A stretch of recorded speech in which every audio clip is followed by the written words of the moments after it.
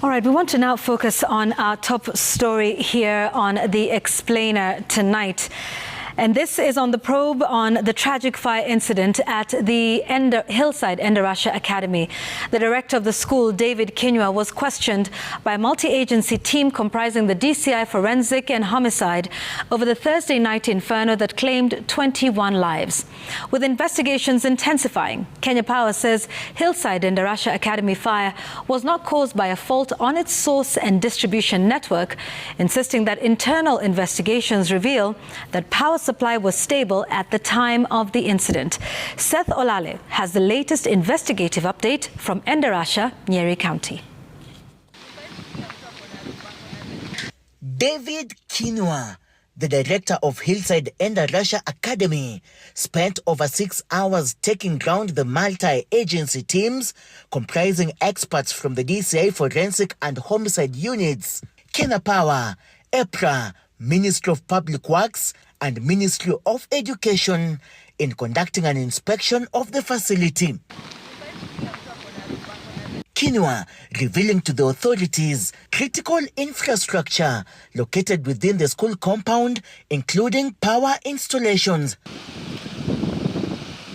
All the while, detectives from DCI Forensic and Homicide units, led by Homicide Director Martin Nuguto, questioned the director of the school over the events that led to the Thursday night tragedy.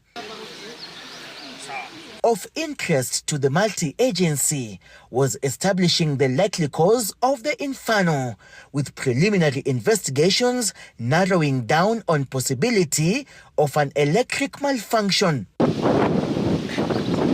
According to sources privy to the investigations, the technician who set up the electricity unit was interrogated by the multi-agency over the functionality and likely possibility of faulty sockets and outlets, light fixtures and fittings, extension leads, portable heaters, outdated wirings, and old or faulty appliances.